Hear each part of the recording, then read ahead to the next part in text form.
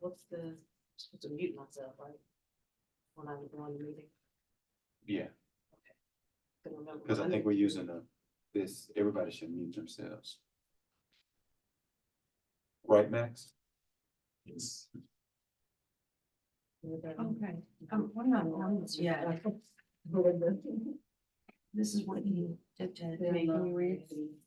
Yeah. Okay. I don't think I need this for that paper. Okay, so We need the light on. I need to go to your email about where to join. You good with no light? It's bright enough. What'd you say? I need to go to your email about where to join. Max, are we already live streaming? Yes, Yeah, but recording has not started. Okay. yeah. We need to go ahead and get When I call the everything roll, do I need to cover you? ready to go.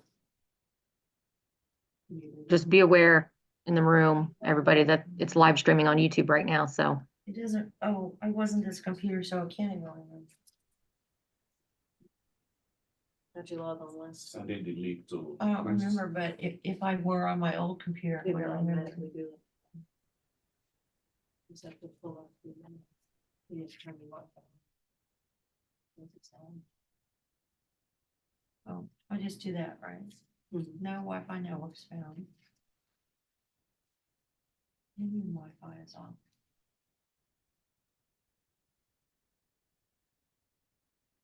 They may have to get a hotspot. Last time we had a hotspot, I think.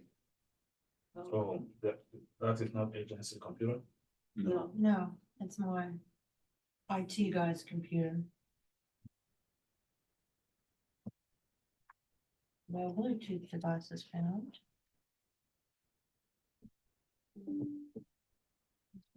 And we did something about the mic, so we didn't hear me twice. Yeah, you have to mute yourself on your computer. So we were just talking. Okay. We have 8 minutes to get me on. But you know. The I'm gonna go to the bathroom again. so after the so you need the Wi-Fi. Yes. I need what? You need the Wi-Fi. Yes. I didn't hear you. Find your way to Go go find on me. Wi-Fi. Okay, I'll be back in 1 minute.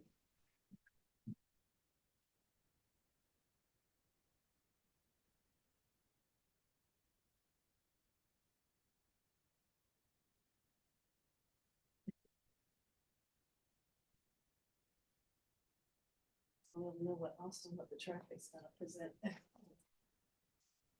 was asked.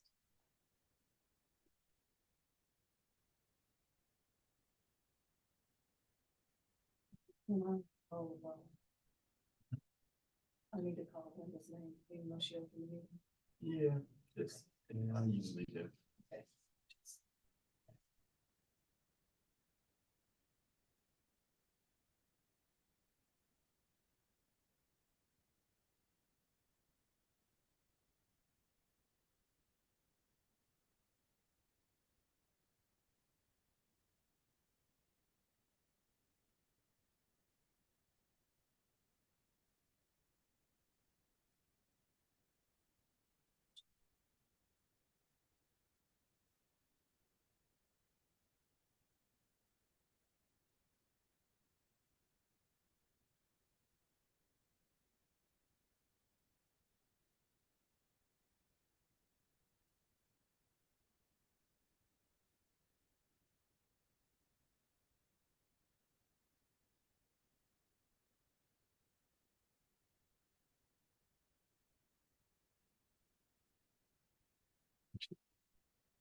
But it's close to it. I don't get here, but I don't want no one to set on it, to step on it. Okay, I wanna go through the final plan it. Okay. Well, we have enough battery. I don't think it's gonna go down within an hour. The meeting is 2 hours, right? Your meeting is 2 hours duration. Yeah, At the most. at the most. Okay. Hopefully it'll be good. Oh, so with the public comments, as soon as she gets done with committee reports, just now she'll go into a script introducing each, one at a time. You're gonna, you want a time, you want me to time?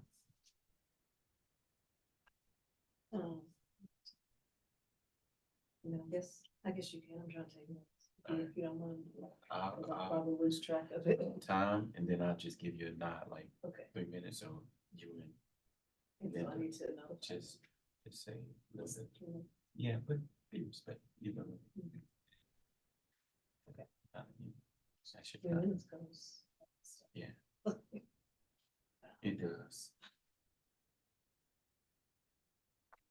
Goes even faster at the Capitol when they suddenly decide it's 2 minutes. You already get up there. Right. Yeah, it does. Just 2 minutes?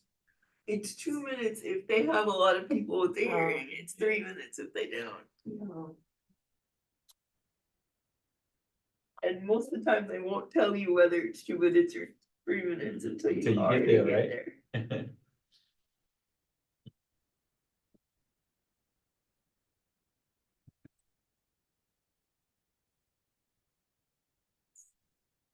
So do you still need host capabilities? I think that computer already has, everything is connected, so Okay, but I can. if you want to transfer it from, Yes. How are we doing? I'm doing good, I'm trying to connect you, then you go to me.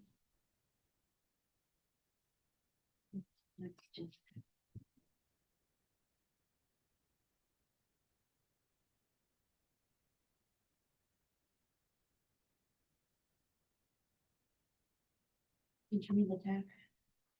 Yeah.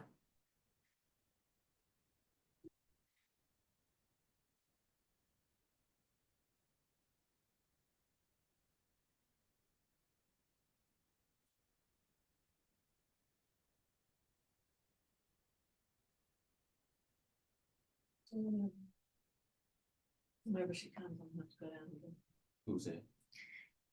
Well, it says a Second severe person. illness or other debilitating condition, So she's gonna be here 4 minutes. so doesn't that include, She was running late. that might include disability, but You mean beyond 6?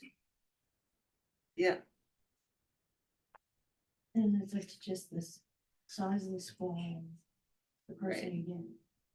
We just Right. want to use their lobby. Have you? You can just let me know, and I can go down, Have you read it? because the only person that Two needs sides to it. Jessica. Have you read what we wrote in it? Yeah. There was one person that said that. They might be watching. You have connected,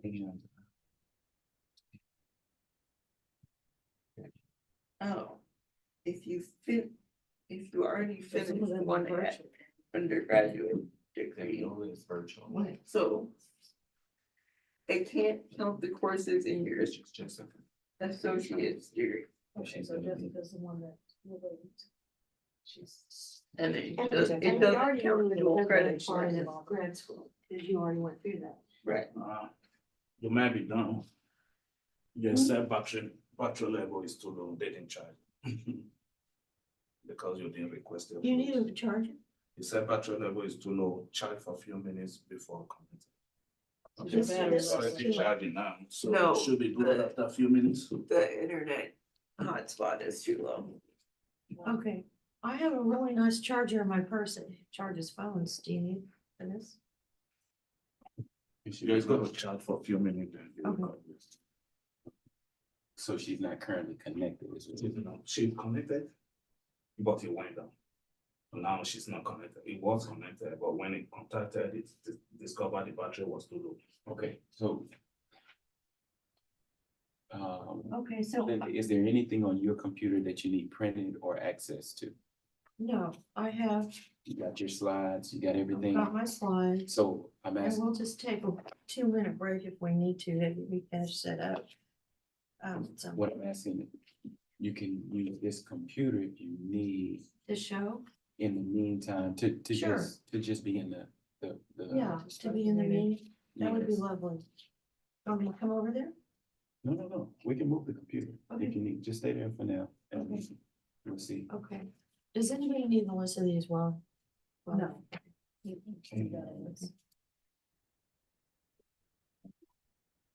Go ahead, I'll take yours. What? I'll take yours. I'll change it. Yeah. But you need it? Yeah, there's only one, not in the, not alphabetical. Everybody else out of order. The rest are alphabetical. Um.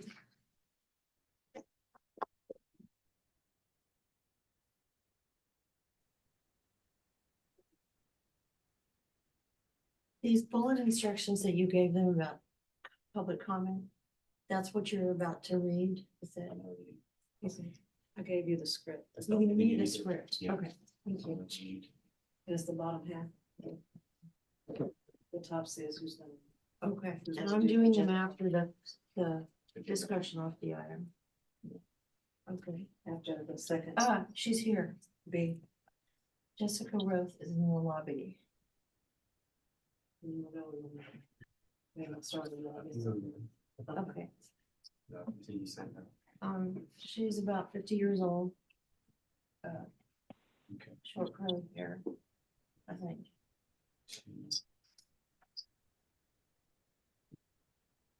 Yeah, we still need a couple others to join before we even have quorum, so, we're getting everything connected, you all.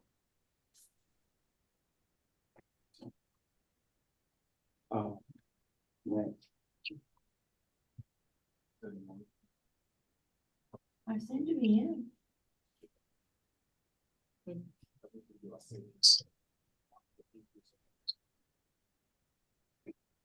Okay, so I need to go here.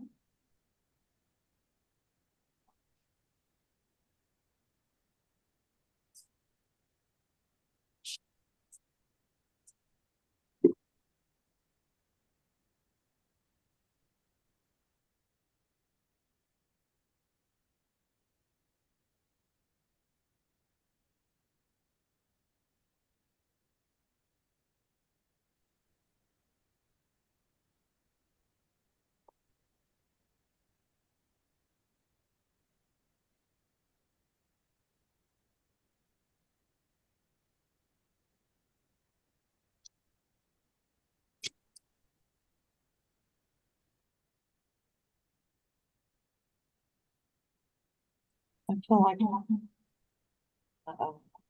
I'm hearing too. And this is, I need to turn off my mic. I don't know. This sound is off here. You don't see a mic. She was a turn off her mic. It doesn't. We're getting some feedback because Cheryl and the other one is on. Just wanted to let you guys know. Yeah, I was wondering about that. Okay.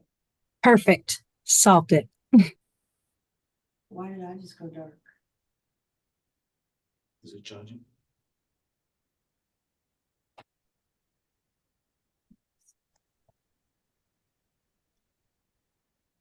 Now somebody speak, let us if the audio is there.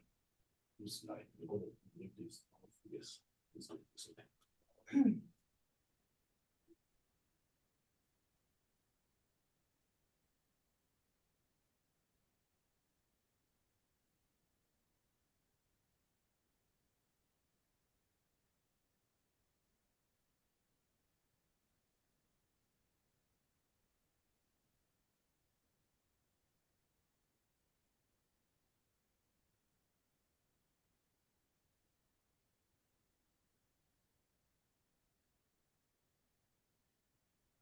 Our background is pure white. It looks like, I don't know, we're hostages or something.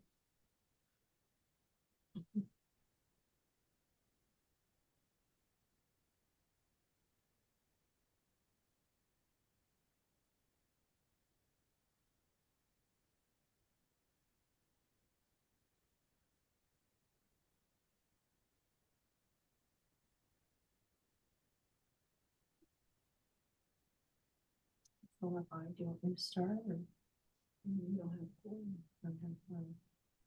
Should I say that much? We're waiting. Okay, can I be heard now, or do I need to try my mic? I think they can hear you. I can hear you. Okay, She said thumbs up. We can hear you. okay. Good afternoon. We're waiting because we don't have quorum yet. So hang on and find something good to do on your phone and we'll be here in a minute. How many do we need again? We need 10. Oh, 10, okay. Some of the people on here are doing public testimony. They're not our members. So that's why- Tiffany's logged in now. She just got in, so. Does that give us 10? Hmm. No, okay. Let me see.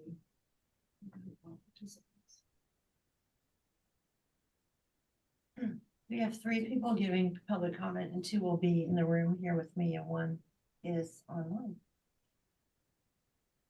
Somebody's in the phone. In the car off camera. In the That's car 10, off camera. I think that's 10. Somebody was gonna be on a trip. Maybe that's her. That's 10.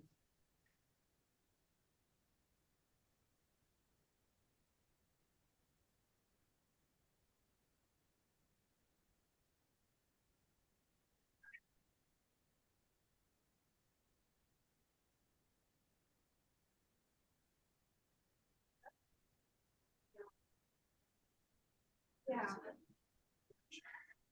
Hello, sorry, I'm late. Oh, you're good. We don't, It's been a morning. Where should I sit? we don't have quorum. Do you want her here? That's fine. Over here? Right in front of this computer. Oh, the computer. Because you're going to show when you talk. And then when Amy talks, we're going to move the computer. To her, okay. Your person in the service, so we'll respond to you.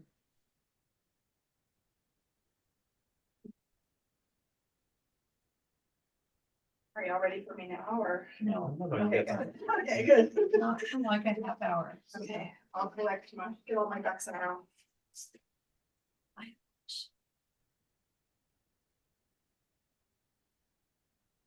You would, do you? June? End of June?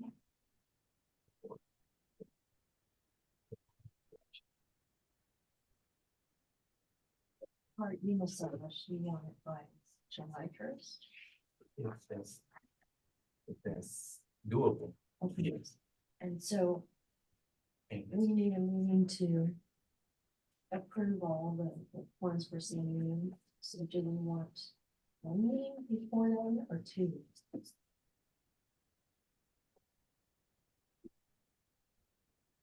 Did we meet early July? Late June? think closer to the end of June or mid to Okay. late June. Before we get into July 4th, huh? Mm, Okay. And then if we need to meet again, late July.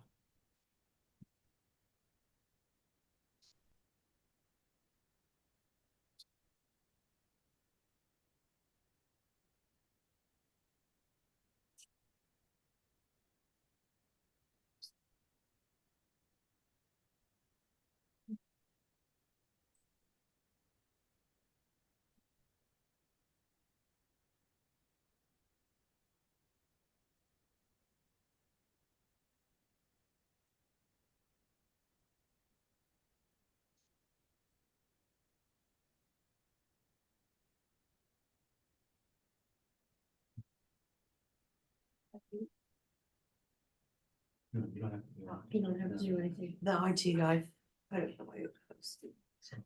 Um, Is Facebook Live already live, even though we're not? You too, so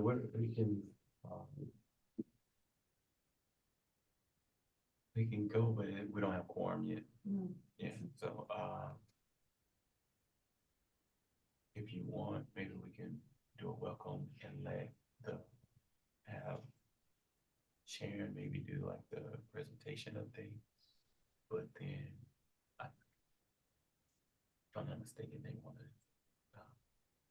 I need to go back and confirm, like, have public comments for that item too, so probably need to wait. Okay. But if it was just 5. I think it's echoes. I think it's echo. Do y'all hear echoes? Anyone? No? How do you feel about item 7 announcements? So it's fine. It's fine. Mhm. We'll probably get to the delay. Okay. What if we did announcements? Because within it, we're asking everybody to say a little bit about themselves for the new members to hear. Can I do that? What about it? Could we do those until we get quorum? Oh, yeah, I'm okay with that. Okay.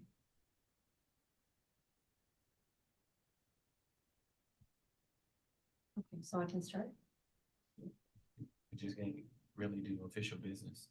Okay, good afternoon. My name is Linda Litzinger. I'm the presiding officer, and the time is 1:11 p.m.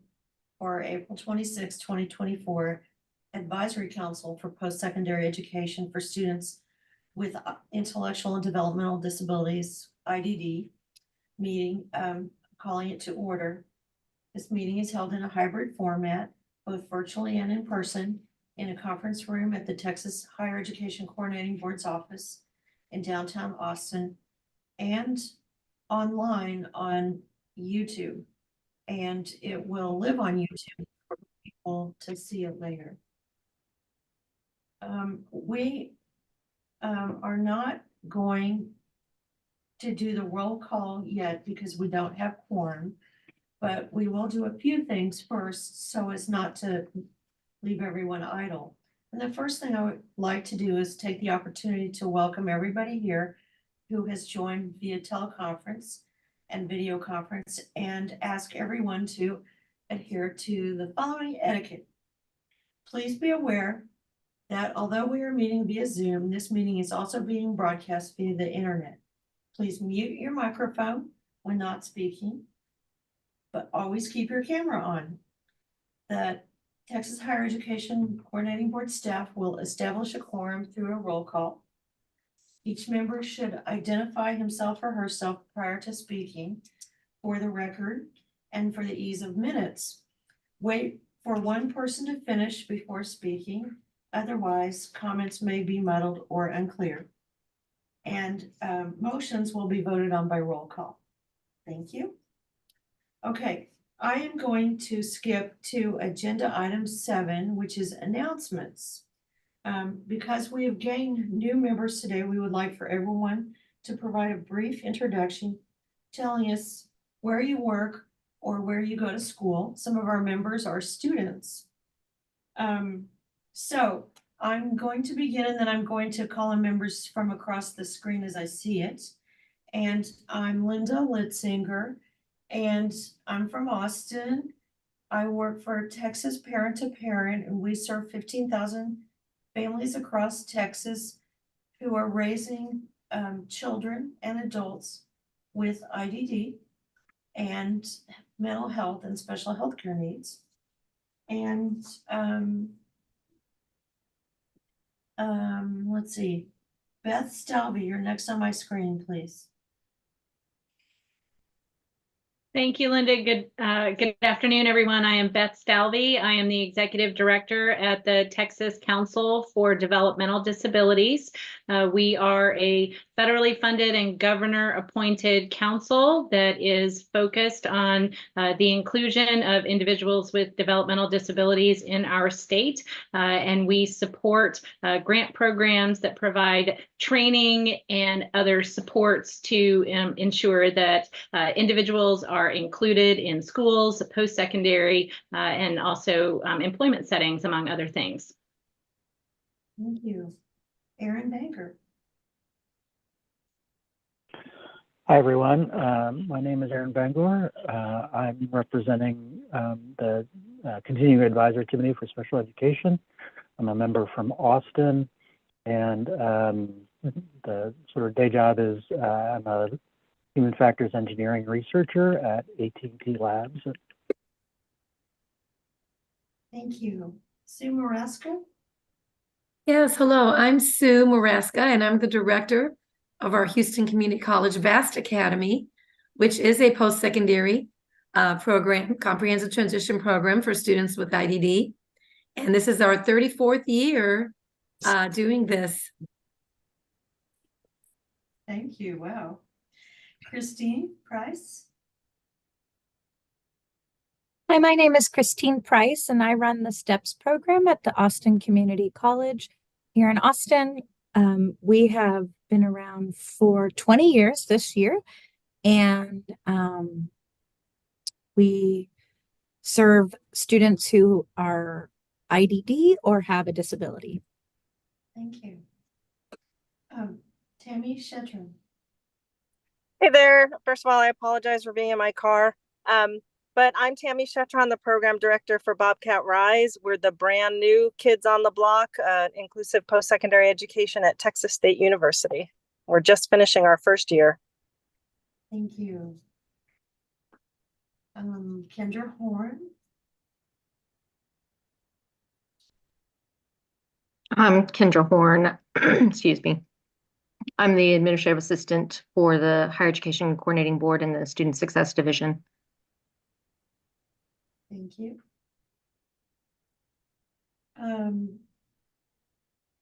Let's see, Christy Gibson?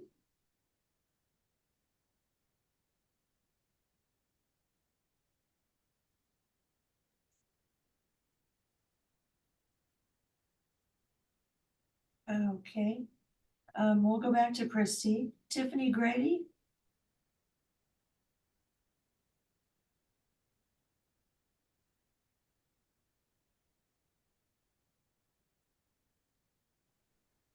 I know she's there, Tiffany. Okay, shall we move to some of the higher ed coordinating board members?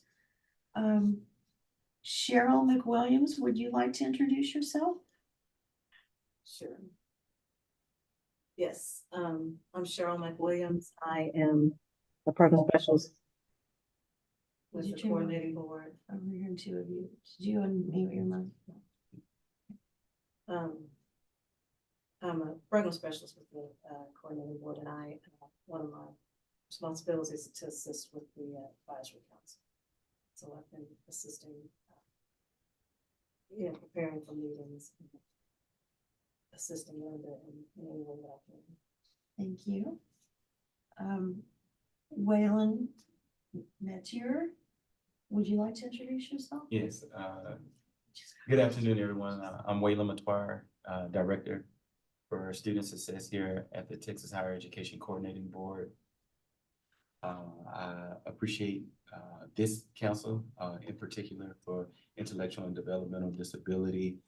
It's one of the ones that I adopted or started working with closely when I first got here. So I appreciate to continue the work that you all are doing and the commitment that you that I see from each one of you, from each one of our council members that come into this space. I learn every time we come together, and the recommendations that you have proposed over the last 2 sessions now. So it's a continuous process, but I enjoy it thoroughly, and I look forward to getting to know you all and work with you all and hear the great stories that this body of work puts together. So thank you. Thank you. Tiffany Grady and then Kristen Gooch. Tiffany, would you introduce yourself, please?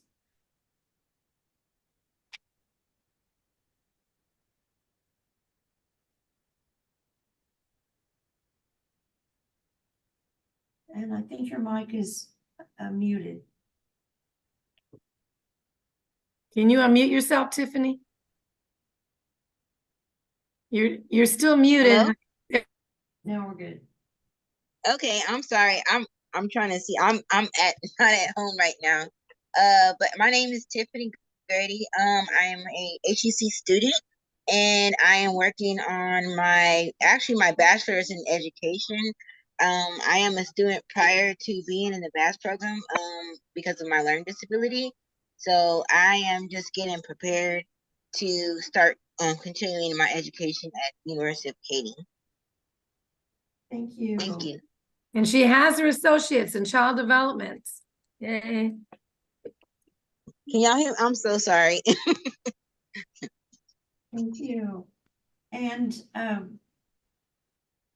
Kristen Gooch, and then Edward O'Neill after that.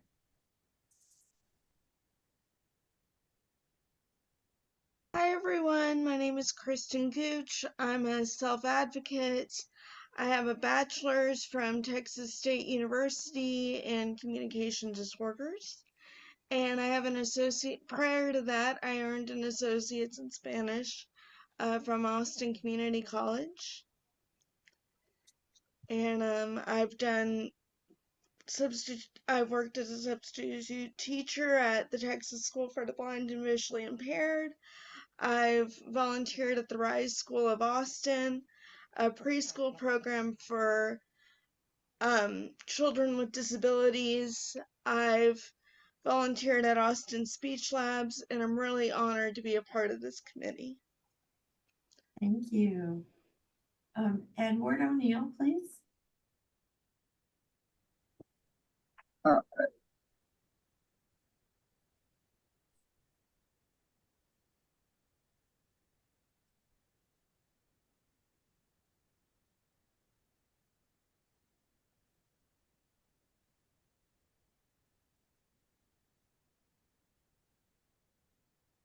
I don't know, it's not letting me take myself off mute. We can hear you. Oh, you're good. Okay, good. Like it's not showing, it's on my side, it's still showing that I'm muted and I can't turn my camera on. So obviously my laptop is not cooperating with me today. So my name is Edward O'Neill. I am the Deputy Associate Commissioner for General Supervision and Monitoring at TEA. So I work in the Office of Special Populations and Student Support. Thank you. And I would like to read an introduction from Christy. She said her name is Christy Gibson. She's a high school and life skills and 18+ teacher for a small district east of Waco in Groesbeck, Texas. Welcome, Christy. Thank you. Do we have a quorum now? No, we have two other members from the coordinating board. Okay. GL. Who have I missed that we have not introduced yet? I'll jump in. And for those, can you hear me, Waylon? Yes. Okay. Hey, y'all. I am Jenny-L Strother, and I have the pleasure of serving as the Assistant Commissioner for Student Success at the Coordinating Board. I appreciate everyone's commitment to this advisory council. Your work is really important, and it's really great to hear everyone's introduction. I've been to a handful of meetings, and so I love hearing the work that you're doing. So thank you for introducing. I wanted to say before I pass it on, for those of you all who are in the room, I don't know if this is just my computer. It's really hard to hear you. So if there's a delay from us online, it's just because the volume is low coming from the conference room. But I will pass it over to Sharon, and then Sharon, after you, if you'll pass it on to Edril. I believe he's the last coordinating board employee.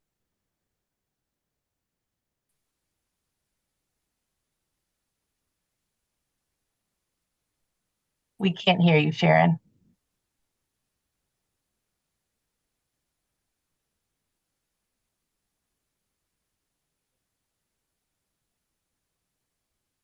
Still can't hear you.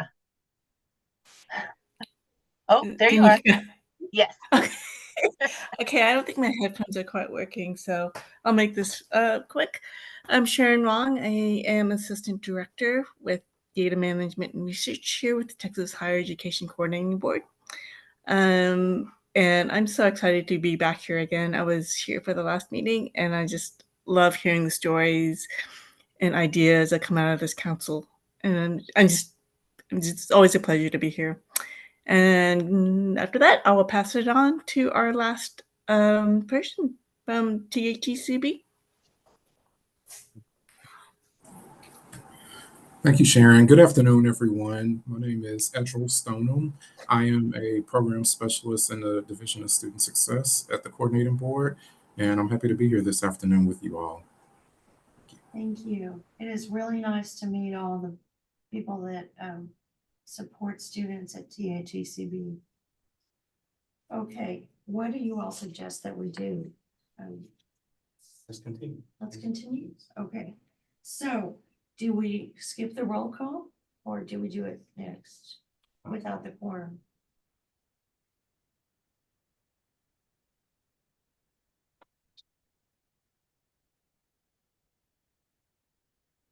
Y'all put a thumbs up if the volume got better yet. Did it get any better? Okay, thank you.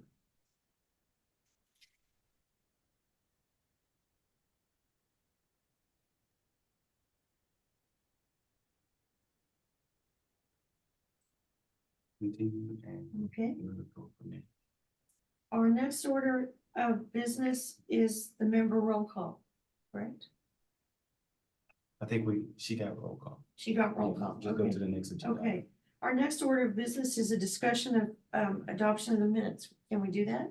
No. Or do we wait? Go Okay. to the- All right. Here we go. Agenda item 5.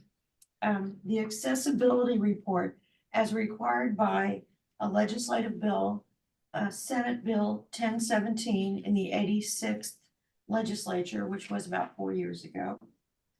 Let me move to my slide deck for this agenda item. And then at the end of our discussion of this, we will be having 3 people giving public comment on this item. So may I have the slide deck up, please? Thank you. Okay, agenda item 5, the report.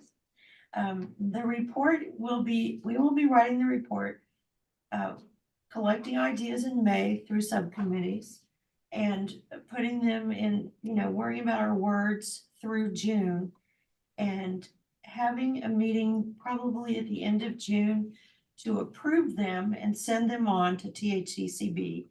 And then they will be massaging the report through July, and it will be published at the end of July, early August. So that's the timeline.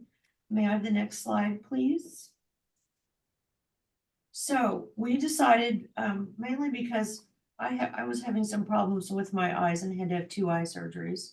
We got our committees started late and we decided to have 3 committees instead of 5. And we combined some. So outreach and autism is a combined subcommittee.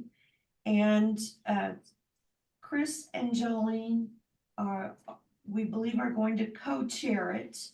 And but we have some very strong people on this committee. And so there will be a lot of ideas. And so next slide, please. The first thing we talked about is what does outreach look like today? And today it looks like this. There are program providers across Texas that provide special programs for students with IDD from across Texas. So they go out and they attend as many transition fairs and as many ISDs as they can in order to talk about their program. That's a tall order. There's over 1,000 school districts in Texas. Okay, so then they also become presenters at disability conferences, such as the TEA Transition Conference and the disability nonprofits who have regional and state conferences. For example, Texas Parent to Parent has a conference in August in San Marcos, and people come from all over the state. You can also be an exhibitor at a booth at conferences without having to present. So that's the current outreach today. And then let's talk about the virtual lists of programs over the next few slides. Next slide, please. Okay, so we have some background. What has been the standard of what we are supposed to do? So this committee was formed by SB 17 in 2019.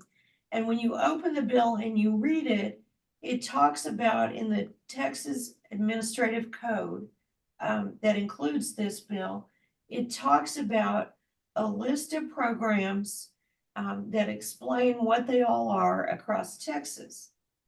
So what we noticed as a committee was that that was old language in the bill. It's not underlined as a new requirement. We also noticed that the bill has no fiscal note for funding our committee or anything that the bill required. Okay, next slide, please. So then we went backwards to find out in the Texas Administrative Code, if it was talking about what you must post online, it probably was in an older bill, and we found it. At the end of all TAC code, there's some bullets at the bottom and they tell you what bills formed that code. So it's HB 1807 in 2015. It was Elliott Neistat, I think, and Senator Zaffarini.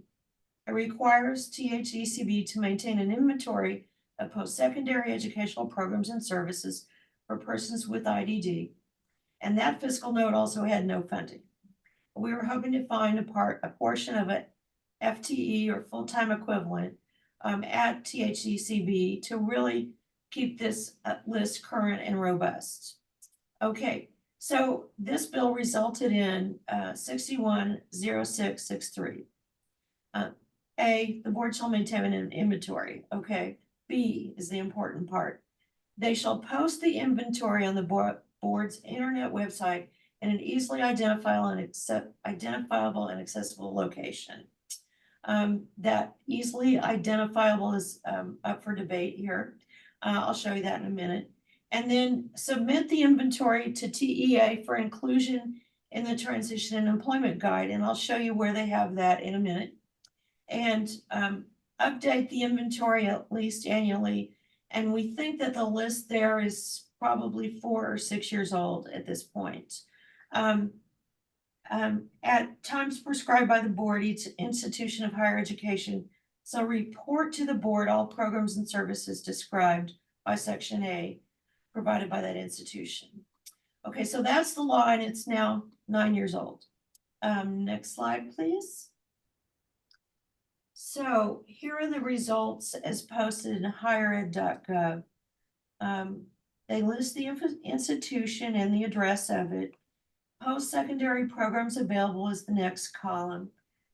Services available, and they sound like support services when you get into each one that you click on the next column. It says view details. We have somebody wanting to get into the room.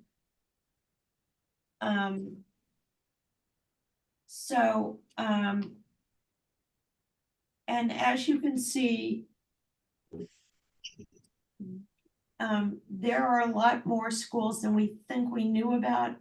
We think this is maybe a questionnaire that goes to each public college in Texas, and they may send it to their Office of Student Support, or they may send it to a program that we're talking about here today.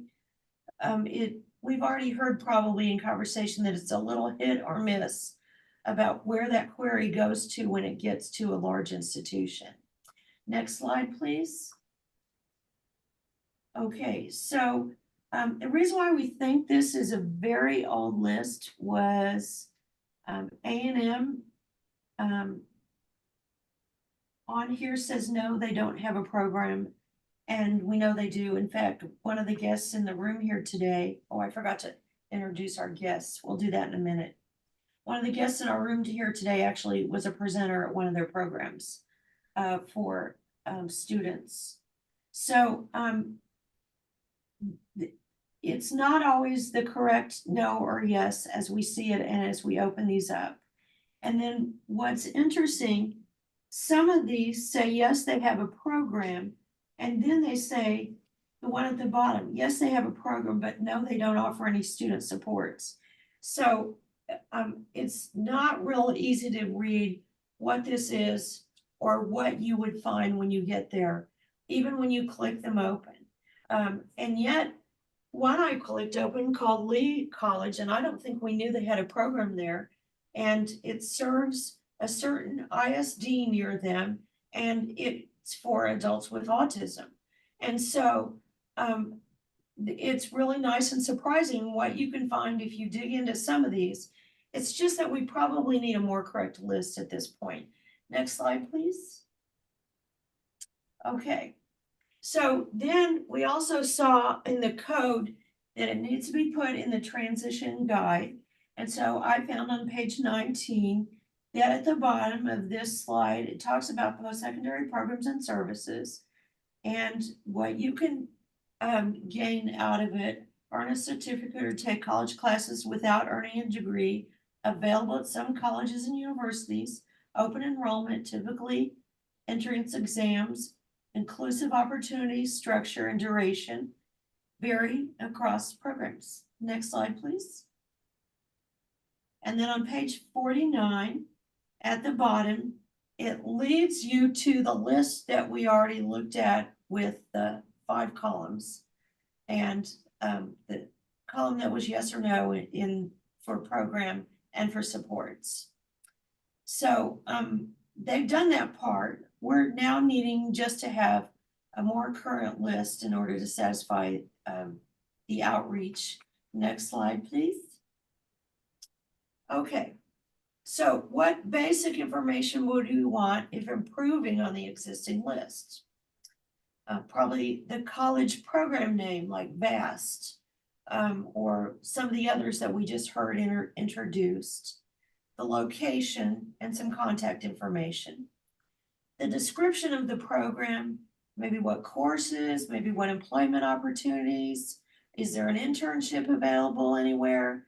The outcomes, would the student get a diploma? Would it be some kind of CEU credit?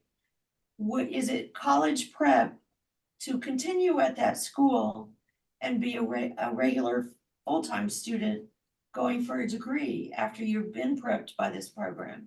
Or would you leave having learned a trade? Would there be a trade card with it? Is the format online? Is it a computer campus? Is it a living campus? Is it some kind of hybrid? And then financial, general, what are the costs, opportunities, scholarships, loans, and specific, and especially length of program. They may not go into all the costs and all the financing, but the length of program would be good to hear.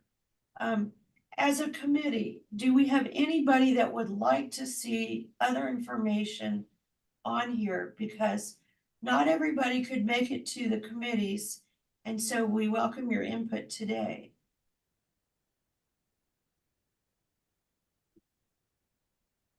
Okay, next slide, please. Hello. Yes. Hi, Abby. I'm sorry. Hi, it's me, Abby. Was there any mention of if it was a residential program? That's good.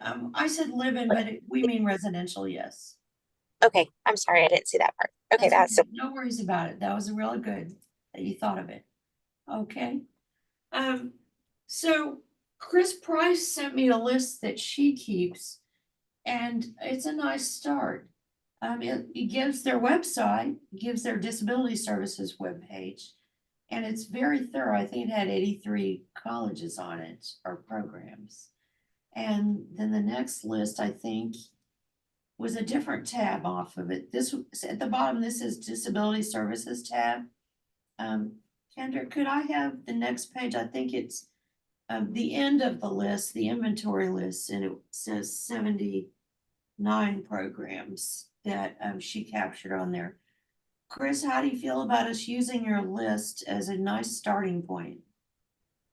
Absolutely.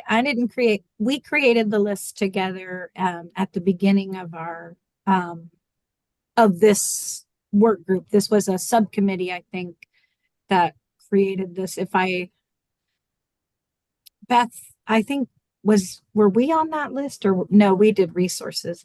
I can't remember. I know Sue was on this committee, but a couple of us from this group early on created this list, and I've just been holding on to it because it's a great resource, but we can absolutely use it as a jumping place. Okay, well, thank you all who came before and created this together. Thank you. Okay, next slide, please. Okay. And then this committee is also about autism. And we didn't have all the people with us that normally work on autism. And so we are looking to gather more people in. We don't want to leave anybody's idea out. And I think the next slide tells us that this is Nina's slide. Let me look for sure on my copy. I think this was Nina's sent to me today or last week. Who wants to speak now or?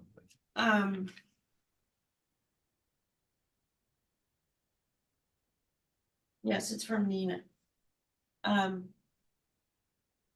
SB 55 asked the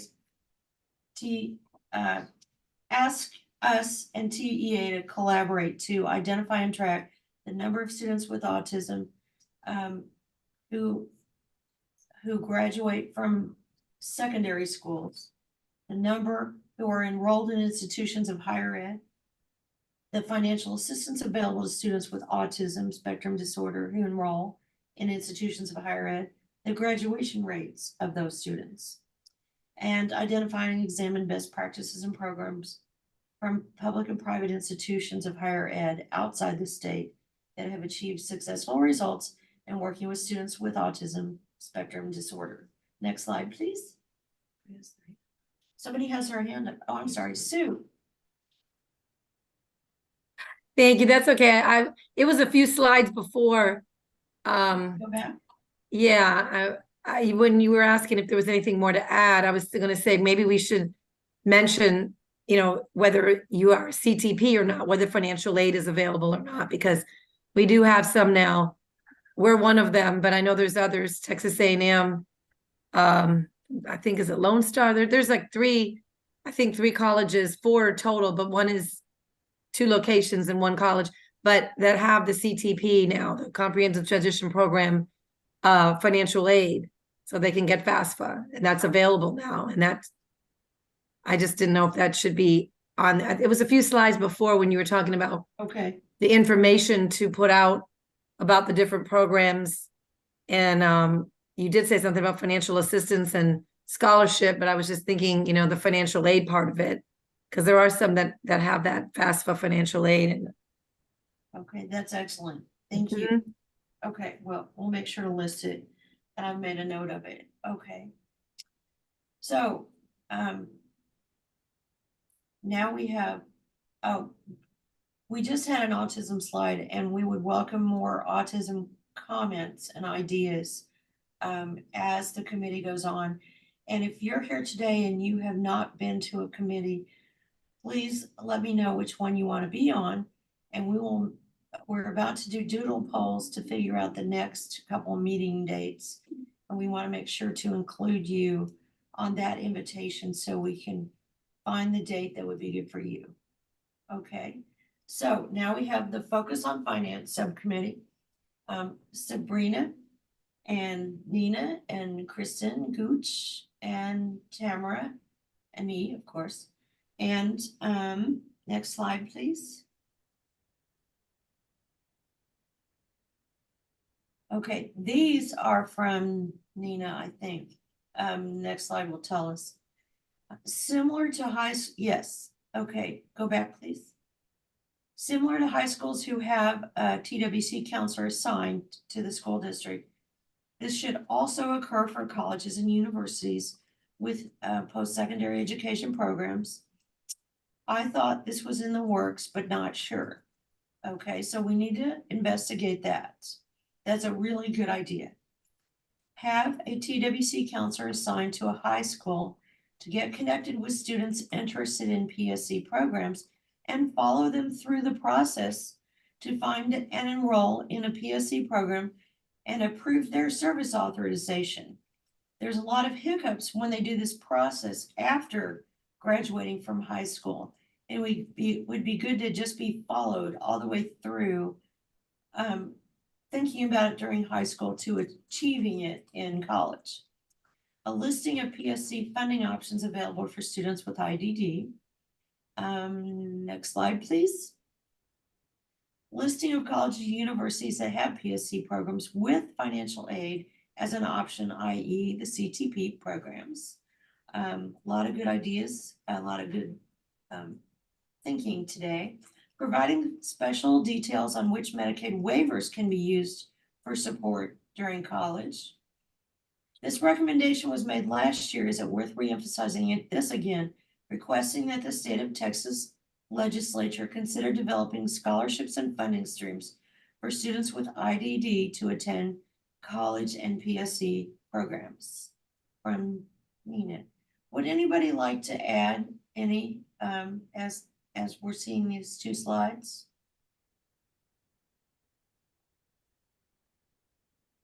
Okay, I think we have one more slide about this.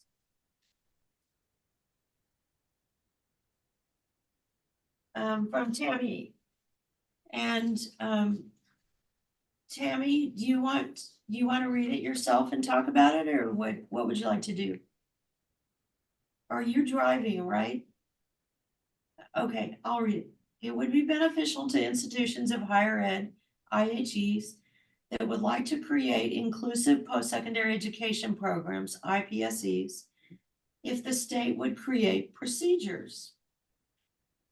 Such guidelines might include an explanation of the laws and subsequent developments supporting these programs. HEOA 2008, Comprehensive Transition and Post-Secondary, or CTP, accrediting standards, and the CTP Classification of Instructional Program, CIP codes. And you can go to it and read all about it. That's a live thing, and I'll send out the slides later on. Also, she gives a nod to Think College as the entity working in conjunction with the Department of Education to provide technical assistance for program development. Okay, any further comments about these ideas or further ideas? Okay, thank you, Tammy, as you drive. And next slide, please. Okay. Our committee, we just met Wednesday and late Wednesday, and we have not drafted up really anything that we talked about. We have a nice transcript, but we have not put much in here. We would love to have everybody join us who would like to on any or all of these committees. Are there any ideas today that you would like to put forth about this or about any other issue that doesn't fall into any of these five? Okay. Sue. Yes, hi. I just wanted to mention under the Think College and accreditation, there's a pilot right now for accreditation. This is going to be the last year coming up, and we actually applied to be considered as one of the pilot. I don't know if we're going to get selected, but we're hoping. And whether we get selected or not, you know, we definitely want to do the accreditation once it opens up. But once they finish with the pilot, a year from now, then it will open up, and there will be this new accreditation through Think College, which will be something else that will be available to all the colleges and universities that do these types of programs. So I just wanted to mention that's in the works. This new Think College accreditation is a new process. So I just want to make sure you all were aware. The other thing I wanted to mention with this inclusion outcome subcommittee, I know we're going to write up our highlights of what our outline of what we talked about, but I do want to say it in here if I can, that I know like at Houston Community College, we have the VAST Academy, and we have a meaningful credential, occupational skills, CEU certificate, continuing ed. You know, we are an approved CTP from the Department of Ed for financial aid. We got the Star Award, you know. I would really love to see our coordinating board somehow, or make it a recommendation that they look at how the colleges and universities that have these types of IDD programs, that under the new funding model for completion, that they consider these programs to be included, because currently right now they're not included.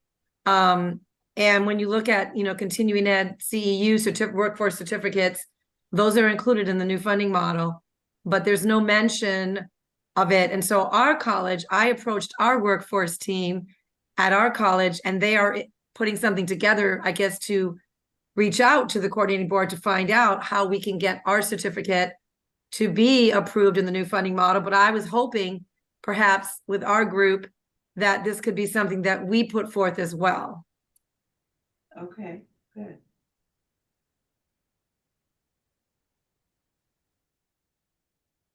This is Christine. I would like Would to you be speak on willing that. to- Oh, Pardon? sorry, go ahead. Go ahead.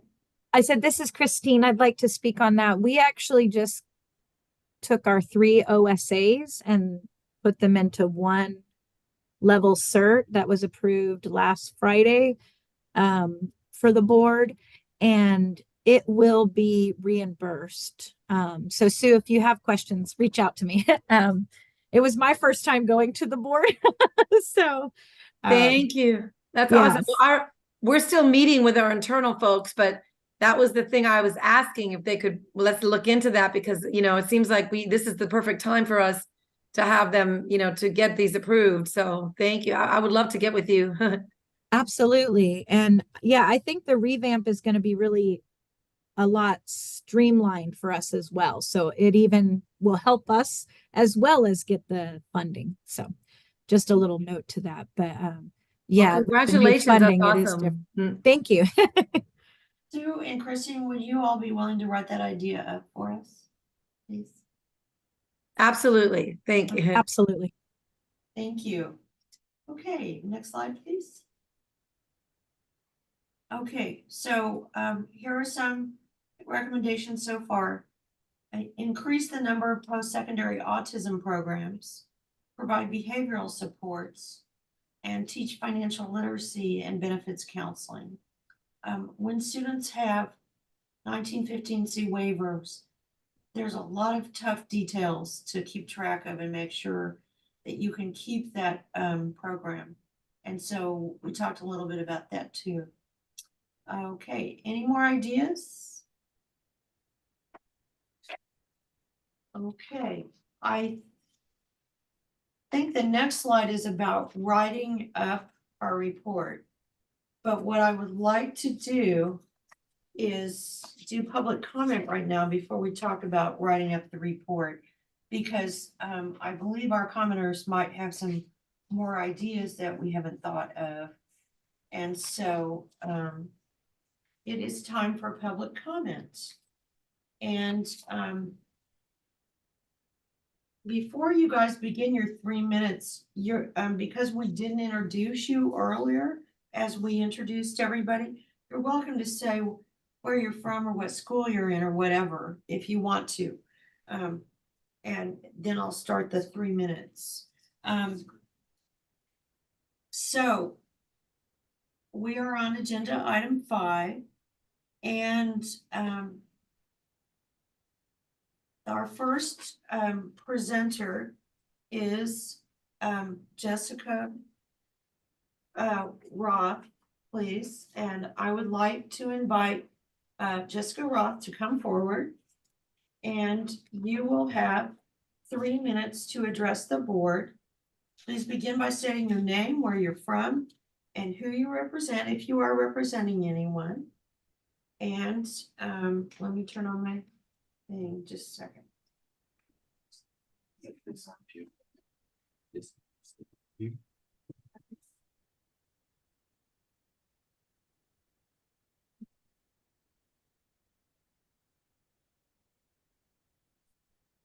you so much. Are you ready for me? Okay. Yes, I'm ready. Thank you, Mrs. Ray. Hello, my name is Jessica Roth. I live in Liberty Hill. But my son attends UT Austin. We're originally from the Dallas area, but when he got into UT, we came down here to help support him. I am representing myself today and my son, who uses a power chair to get around. He is a student at UT Austin. I am speaking today on item 5A with safety recommendations to get wheelchair users out of college buildings in emergencies. Also, I'm speaking on item 6 to request data collection on safety in emergencies in colleges, and then ADA housing on campuses. Currently, there is no safe way out of buildings for wheelchair users at UT Austin. That being dorms are not on the ground level, there's classrooms not on the ground level, eating areas are upstairs, and the apartments are in high rises at UT. There are no plans for the school staff to help wheelchair users out. My son was told to wait by the elevator, which cannot be used in a fire. They tell you to call yourself for help in an emergency when the doors are locked and the sprinklers are going off. This leads to a completely non-functional power chair if it gets wet. This would be even worse for him. I am requesting the purchase of evacuation chairs for all colleges, universities, government buildings in the state of Texas. We also need to train the building managers how to use the evac chairs and practice regularly. My son begged his school not to leave him in a burning building, but they ignored him. Let's not wait for tragedy to happen. Let's act. And I wanted to mention that when my son was in K through 12, we attended LISD, Louisville ISD, and I just went and talked to the fire department, and it took about 10 minutes for them to call the district and get evac chairs ordered for every floor and every campus, and they trained everyone. We practiced at the beginning of every year how to get them down in the evac chairs. So this was a shock to me coming to college, seeing that there were no plans in place for wheelchair users. And then secondly, I'd like to bring up, we need fully ADA housing in colleges with roll-in showers and at least a 5-foot turning diameter bathroom per ADA, so that the wheelchairs can get in and they can turn around and get out. I'd like to request data collection on how many schools are doing this to accommodate their students. How is there ADA housing? What does it look like? Do they have roll-in showers? Do we have the space for them? And then also, can we look for data to see what are the other colleges and universities doing for emergencies? How are they planning to get them out? And that's all I had today. If you have any questions. Thank you. Thank you. That was excellent for you to bring this forward to us. Do we have any questions about this request for recommendations? Okay. I just have a comment. At ACC, we do have designated spots, and there are chairs, the ones that you can transfer and lift down, and people trained for this. So it is kind of shocking, but I think I may find out if that's still the process, because that was before the pandemic, and we know that the pandemic has changed a lot of things. So I'm going to follow up with ACC and make sure that we still have all those things in place. Thank you for bringing that to our attention. While we're on this topic, can I ask Ms. Wong, do you collect data on what the colleges are doing about student evacuation and disabilities? No, we don't. That would be, we'd have to do some research in it. It would possibly be a new data collection request. I suspect it will be, but currently we don't. Okay. Thank you.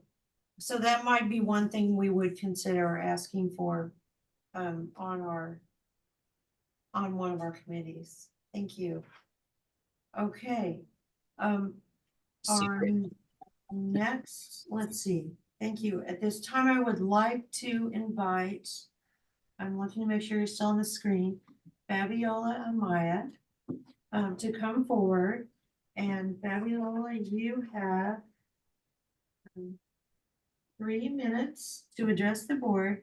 Please begin by stating your name, where you're from, and who you represent, if anyone. And please begin when you are ready. Yeah, my name is Fabiola Amaya. I am from the Houston area, but I live in Austin because I'm a student at UT Austin. Thank you for the opportunity to speak today, and I'm here representing myself. I'm commenting on agenda number 5A, and my recommendation for your report is for all Texas Fabiola, I colleges. think we're gonna have you begin again because we can't hear you until we turn something up. Do you mind? Okay.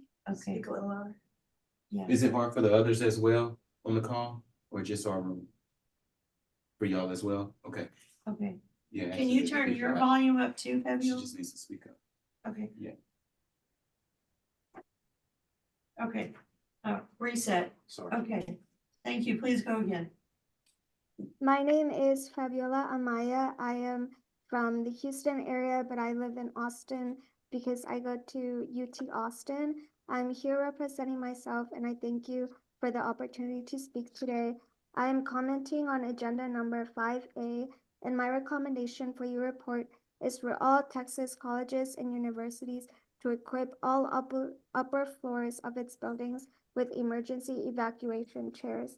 This recommendation not only comes from fear of being left behind as a wheelchair user student at UT, but from experience. Last year on February 22nd at 3:21 p.m., the fire alarm rang while I was in my dorm room. At this time, my mom, who is my full-time caregiver at UT, and I weren't sure if it was a fire drill or if there was an immediate threat of a fire. At 3:22, I called the Almetras Durham Residence Hall where I live, and they confirmed that there was an ongoing emergency fire in the building. I asked what to do as a wheelchair user on the second floor, and they told me to wait next to the elevators and that someone would come up to get me. I waited 5 minutes for someone to come up. Nobody ever came. At 3:27, I noticed the building was completely empty and the only 2 people left behind were my mom and I. At this time, I called the Durham front desk again, and they tell me that they're waiting for the firefighters to arrive at the scene and that once they get there, they will come up and help.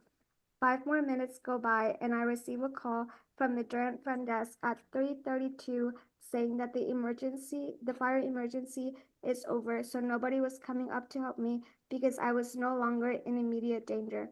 They also said that there was a miscommunication and that for the future to shelter in place in my dorm and the firefighters would come to get me.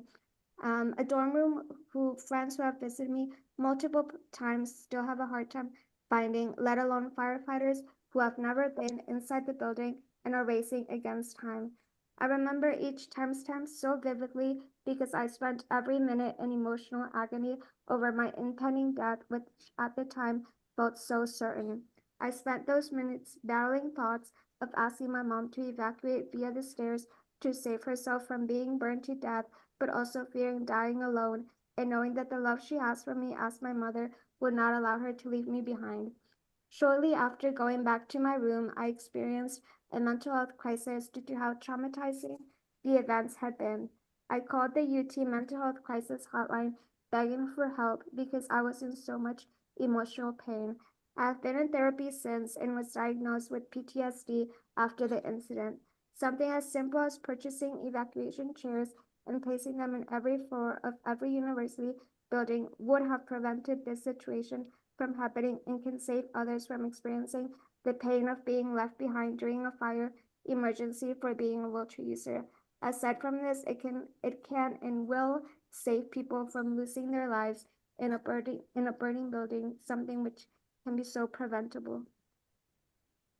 Thank you very, very much. Are there any questions? I don't have a question, Fabiola, but I just want to commend you for your strength. and thank you for coming to tell your story.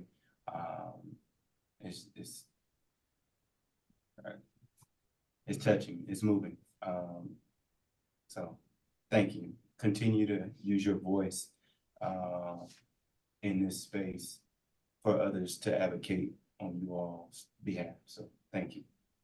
Thank you. Thank you, Fabiola. Your story is horrifying, and I hope we have a way to ask for data from each college to see if there is this. Sounds like there's a great difference among campuses, even among UT campuses. So from what I hear, and I have one completely unrelated question to the two who've already spoken, both Jessica and you, Fabiola. Do you have parents as attendants because you are still waiting for a 1915C waiver that offers attendant care? Or is that not the case? I'm very curious. I'm still, sorry. Yes, ahead. I'm still like number 30,000 in the class wait list. So Okay, thank you. That's You said also 30,000? 30,000. There are Can you hundreds. explain it a little more? Okay, for everybody who doesn't know this, okay. When you find out you have a disability, you tell the state, I would like to be put on the waiting list for community services. And it used to be that when you got put on the list, you would have to wait a few years, but maybe by the beginning of high school or the end of high school, you would come to the top of the list and start to receive attendant care. But that is not the case anymore. Our adults are graduating from high school at 18 or 21, still tens of thousands away, and the legislature approves about 1,800 slots of biennium. That's 900 people a year. The waiting list is 163,000 people long. So that's like 150 years, well, maybe a little bit of churn from death, but it's 100 years long at this point, at least. And so we have students starting out in college without attendant care because of this. And Jessica, I didn't give you a chance to answer that. Is that your case too? No, we actually got into class right when we moved to Austin, which was good, but when we went and we tried to hire, I have not been able to get one applicant in the last 4 years since we've been here. And so my husband is having to stay in the dorm with them, and which is not something that he wants. And he's advocated for attendant pay, wages. We're trying, to change this so that he can have some independence from his parents. But right now we're having to help him. Okay, thank you. The pay is very low. The pay's too low. I can't get any applicants. Like 11.50 or 12 or something. Yeah. Okay, thank you. We have one more person at this time. I would like to invite Amy Blitzinger to come forward. We need to put a camera in front of you, hon. And you will have 3 minutes, and you know this drill, but we need your name, where you're from, and who you represent, if any. Thank you for this opportunity. My name is Amy Blitzinger, and I would like to speak on behalf of the Continuing Advisory Committee for Special Ed in Texas, and also on behalf of myself.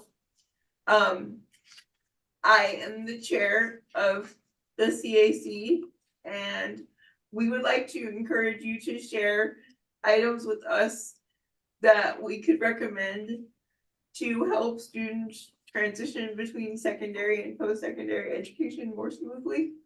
Please feel free to reach out to me or to Erin Banger, our committee liaison. The remainder of my comment is on behalf of myself. Firstly, in addition to campuses purchasing rescue chairs, please recommend adding more emphasis on practicing evacuations. Item 2, the Texas Higher Education Coordinating Board has proposed a maximum of 4th withdrawals as less than 6 courses during undergraduate school. For a large medical event that affects all courses for an extended time, such as failed shunts, failed internal devices, paused attending care that might put you in a nursing home, you could use all 5 of your course drops at once. I realize that 3A says severe illness or other debilitating condition. That may work depending on how your institution interprets it, but if it's a loss of services, that's not actually a change in your condition.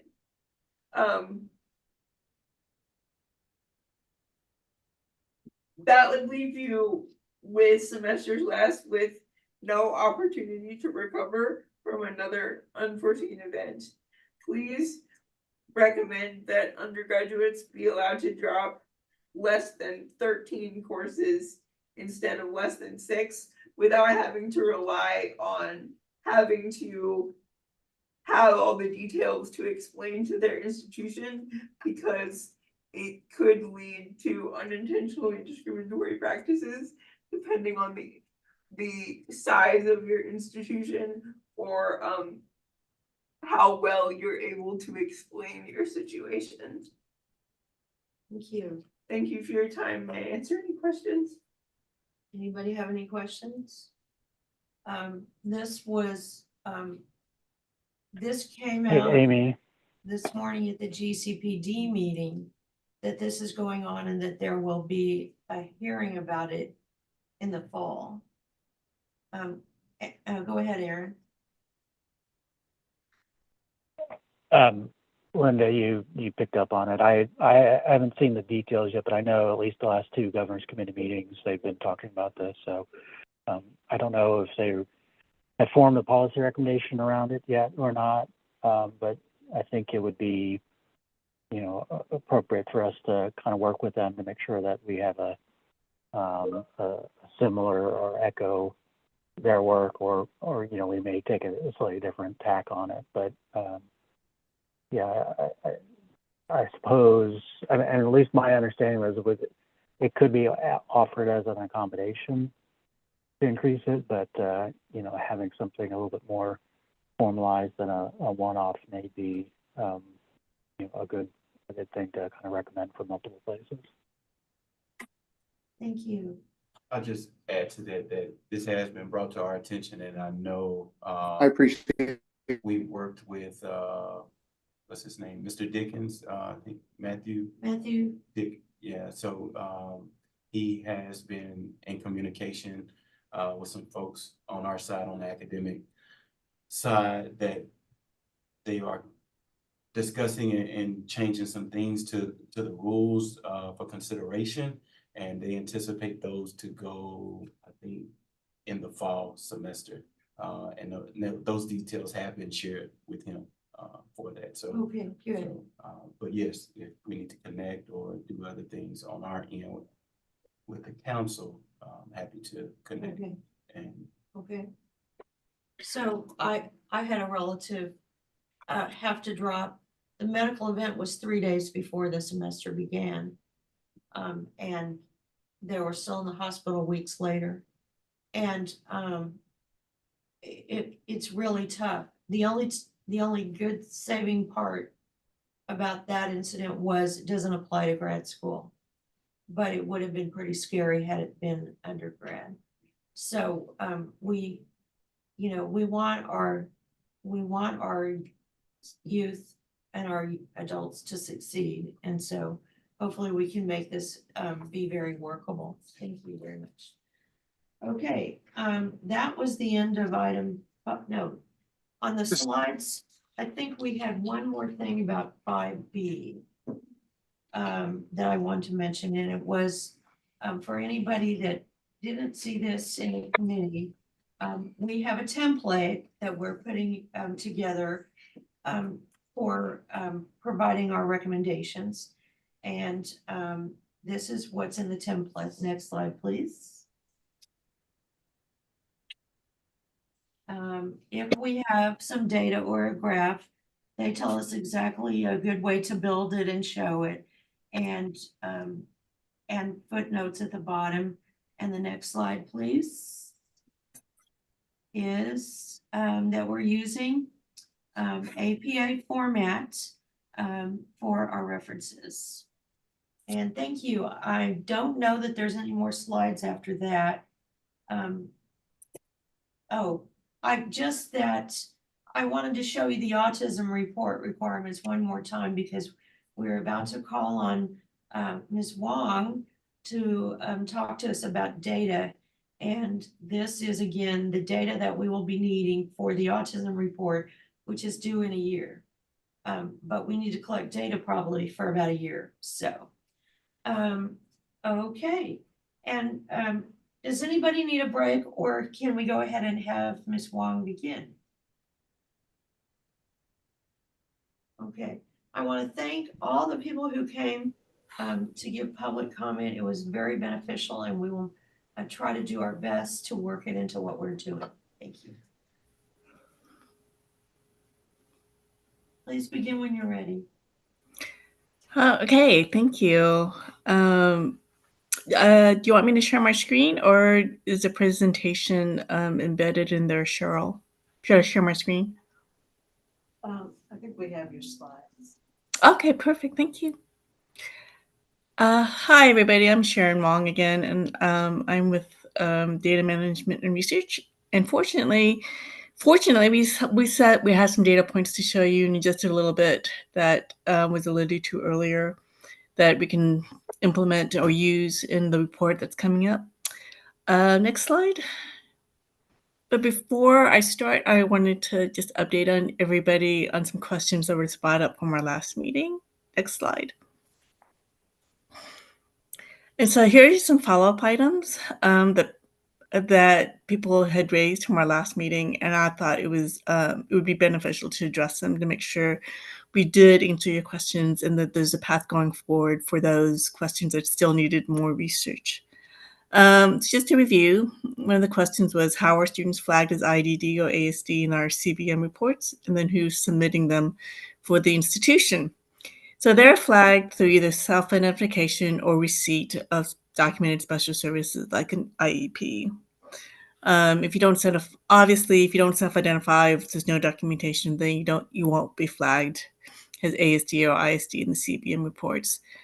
A research analyst in the IR division, or it could be someone from the registrar's office. They're typically the ones that submit the CBM data to us, but this will vary by institution.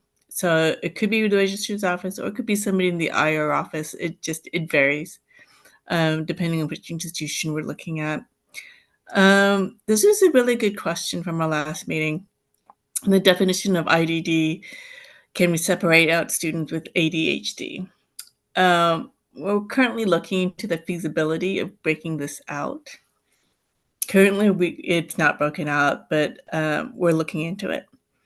But we really do welcome your suggestions on how to best define ADHD and collect that in future CBM reports, as well as some written rationale from the council on why this should be added. So that would be really, really helpful for the council to get involved, is to give us some definitions or some clear-cut definitions, and also some rationale on why we should start collecting in the future.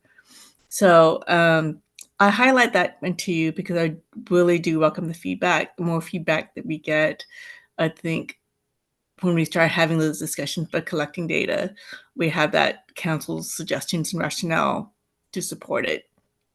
So definitely, I wanted to bring this out for sure in our discussion today. Next slide. And just a few more questions before we go into the data, and then I will pause for questions before that. Is it possible to make these reports more visible to institutional researchers? Absolutely. We'll have to look into which one of our landing pages would make the most sense for making standard reports more easily accessible. We'll have to define what those standard reports are as well, but we can definitely do this to make it more visible for other people to look at too. So it's definitely on our radar. Another question was, is there data from TEA to see where the gap is? We would like to know the number of IDD students that exited secondary school to determine what percentage of those are going to post-secondary education.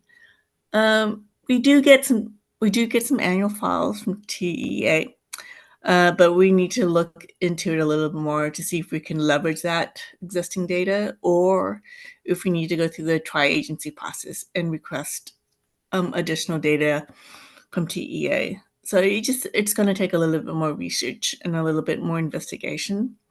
But is it possible? Absolutely. We just need to figure some data points about what we have versus what we don't have and go from there. And lastly, some people were interested in what are they studying and where are they going for post-secondary education? And then enrollment numbers also in post-secondary transitional programs. What do they look like? So I will go into those in the next few slides, but I wanted to pause here to see if there are any questions about our follow-up items from our last meeting. May we share your slides afterwards? Yeah, absolutely. Okay, if there are no questions, we can start looking at some of the data. Okay, next slide. I think I would want to sit here. Okay, so this one, we're looking at one by curriculum area, which is the CIP code. So we're looking at the past 3 years in terms of what are they studying in public universities. And so we kind of looked at the top 5 areas of study for the past 3 years. You can see the areas of study are fairly consistent. Although you can notice that business management, marketing seems to be the biggest area of study. And then in psychology as well, it's picking up in 2023, as well as visual and performing arts. And also you could see a little bit of an increase in biological and biomedical sciences. So from the bottom, you can look at 2021 and you can see how it's trending from 2021 to our most current year, which is fiscal year 23. And the categories are fairly consistent, but you see a little jumps in 2023, especially in biology and then also in engineering as well. So those are just some more recent numbers in public universities. And please feel free to raise your hand if you have any questions, and I can definitely pause. Okay, next slide. And then we also look at community colleges too, in terms of what are they studying when they're going to community college. So you can see these are fairly consistent too from fiscal year 21. The biggest area major is global arts and sciences, general studies, humanities, and that's been consistent for the past 3 years of what students are studying in community colleges. Visual and performing arts is also there, and also computer information sciences as well. So you can see some of the trends of community when they do enroll, what they're studying in community colleges as well. Okay, next slide. And then we're going to look at enrollment by public institutions. So where did they enroll in public university in the past 3 years? You can see the biggest numbers here at the University of North Texas. From 2021 to 2023, they show the biggest number of enrollment numbers, but you also see some numbers at the UT system as well, and Prairie View. So you can see some of the trends there, and the biggest area of enrollment is in UNT. Next slide. And then also we're going to look at enrollment by community colleges, past 3 years too. So where are they going for community colleges? We see the biggest number of students enrolling in Blinn College District, which is located, I believe, in Brenham. And then you also see Dallas College District, HCC, South Tufts College, also Tarrant County College District. They just started reporting at a district level in 2022. So those are just some of the trends of like, where are they going? Where are they enrolling? So and that's a quick look at community colleges as well. Sharon. Okay, next slide. Yeah. Oh, that. Yep. Like Sue, for instance, HCC is on here and you see the enrollment. How does that Yep. align to what you may be aware of with the enrollment at your institution? Does it seem on like close or not so much, or because I'm like, you have a lot of students at your institution, but over here, can you go back one, Sharon? Oh, yeah, there you go. There's HCC, yep. So from the, it's looking like 100 students. So you're on mute. Let's see, HCC on. You still on mute, Sue? Oh, HCC. So you Yeah. still on mute? Yes, I'm gonna have to go back to our college and find out where they're getting the numbers. If they're only, this is only numbers for students not in our program, because we have a special program. And if they're only looking at the numbers taking other college credit or continuing classes, this could be, but our program alone serves you know, over 100 students a year or more, or close, you know. Yeah. So that's why I'm not quite sure where these numbers were coming from. If they were coming from the general, not including us, then yeah, because if it's just only our numbers, then we're not including those that are taking the credit certificate programs and degrees and things like that. So, and I think that's something we probably need to work on. but this was also over the pandemic time, right? Because we're looking at 2021. Correct. Coming Yeah. back from the pandemic, and enrollment did go down a little bit during that time. But I will definitely, I need to find out, I guess, where did we get the data from? When they go to the college, because if you have a special program for students with IDD, we collect that data.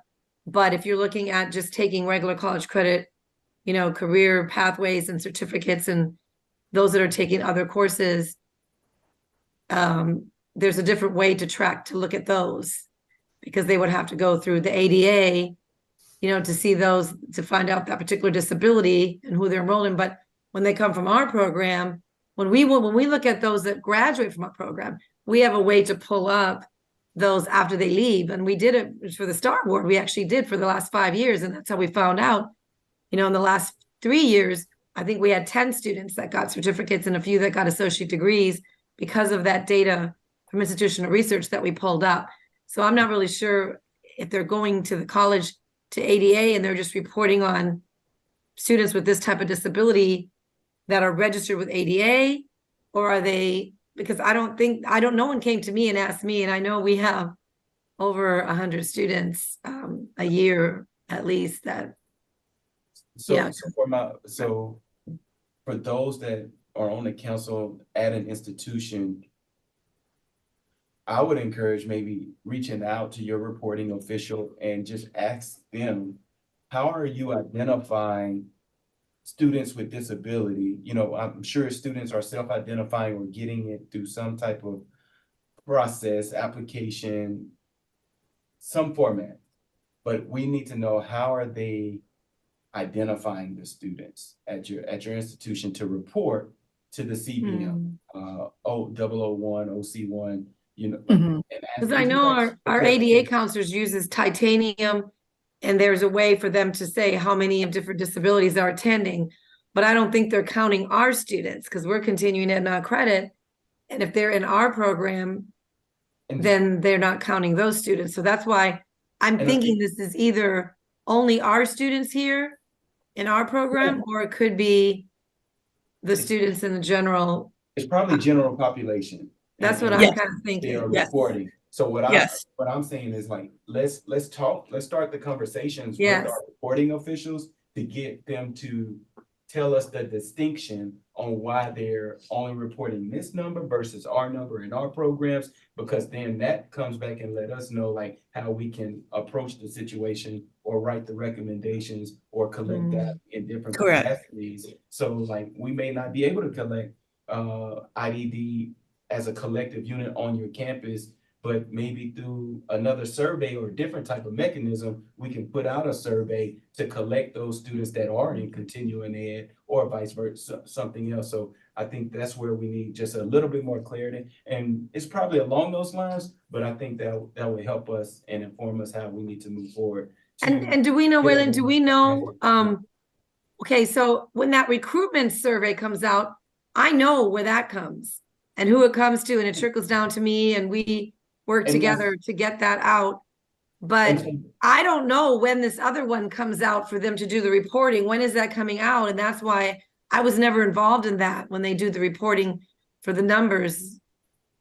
Yeah, I believe it happens at the end of the semester, and then they have to double check. And they maybe, I'm thinking they're going to institutional research and they're probably pulling through ADA or something, maybe. I don't know if they're including ours or not. But that's what I'm saying. So with the annual survey we put out with the post-secondary education, the program inventory and the recruitment efforts, that may be another option where we can collect or add something to that to say, hey, if you have a program, how many students are in your program? You know, so that may be one item that we could possibly include in that annual survey to start collecting some of this data or information just on the surface level. I'm just thinking, but as we collect more information or find these avenues of why and how institutions are identifying, it would inform us on how we need to move forward. Thank you. That would be good because we were seeing questionable data when we were talking about outreach. Right. We don't know who got the form and how they answered it. So that would be very good. Thank you, Waylon. Okay. Are there any further questions about this? For Ms. Wong, who has been great by She has a couple slides, I think. Okay. Yeah, one more slide. Oh, Sorry. does reflect general population, by the way, because the next slide will show enrollment by post-secondary transitional program. The next slide, one more slide, and we'll wrap up. So this is how we collect in the CBM annuals, and Waylon is correct. It's probably by end of semester. It's typically submitted. There are due dates in the CBM annuals that we have that's documented that they need to submit the data by, and then they have to go certify the data by a certain date, and then the data will flow to TCCB. But this one, we do pick up definition of post-secondary transitional program or program for students with IDD. There's a definition on your right, which will remind you how they're flagged, 0, 1, and 2. And this is how we define a post-secondary transitional program as it is now in the CBM manual. And then here's the current numbers, and this is both universities and community colleges combined for the past 3 years, just so you get an idea of who's participating in the transitional program.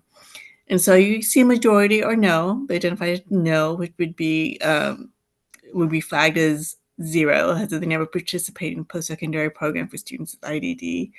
And then some we just don't know, which is 2, like those unknown. And there's just a small proportion that are participating and identified as yes.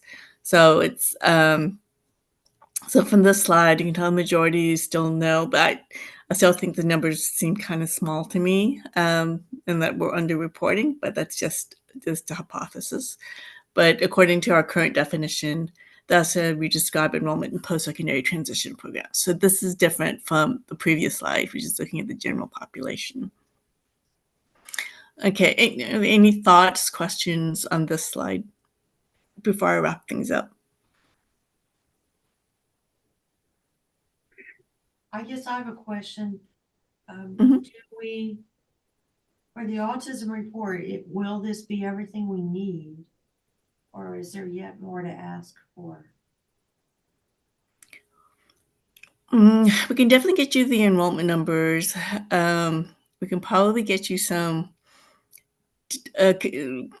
completed degree numbers as well. It's going to just take a little bit more work, but I think we probably just need the requirements from you guys and what is needed in the report, and we'll be more than happy to get those to you as early as possible. So it depends, like how many years do you want to look at? I think several years is good to give you some ideas of trends, and then what specific numbers do you want to look at. Do you want IDD or ASD combined? Do you want to look at them separate? Do you want to look and break them out by institution type, community colleges versus public universities?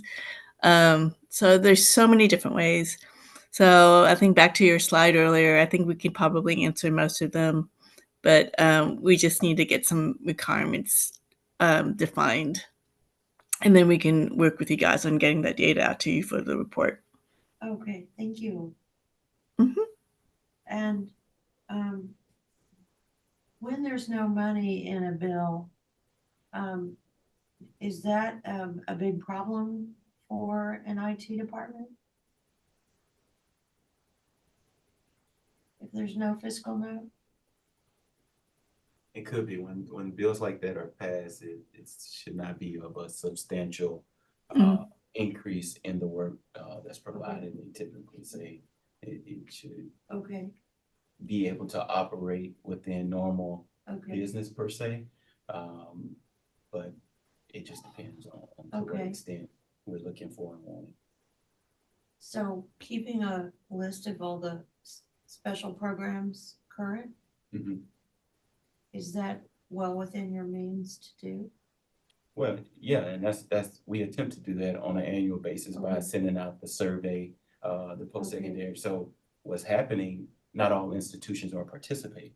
So that's the disconnect of once we send out an annual survey, we only upload what from the list of what they participated. So if institutions are not participating, we're Okay. gonna get outdated data.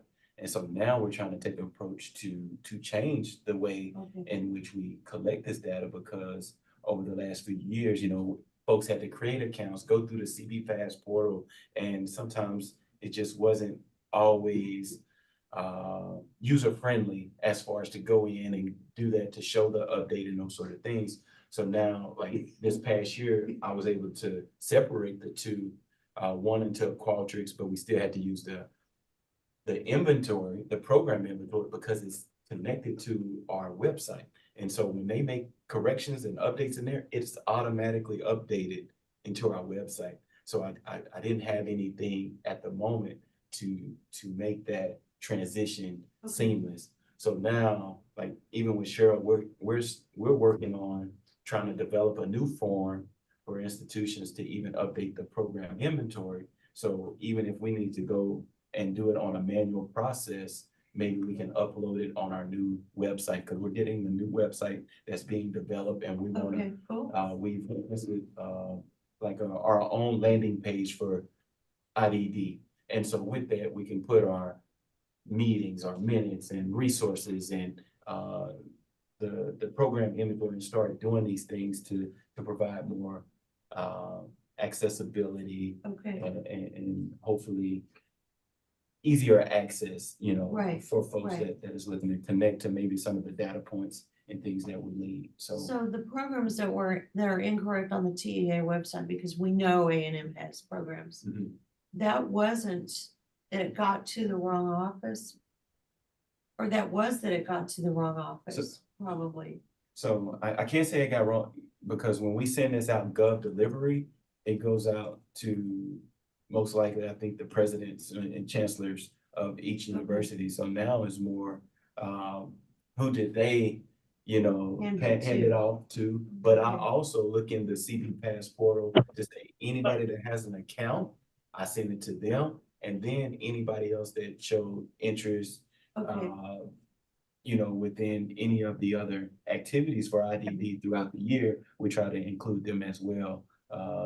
Because not only that, the disabilities office on campus. So I was trying multiple these ways, ways yes. to try to reach or make sure someone gets it. Okay.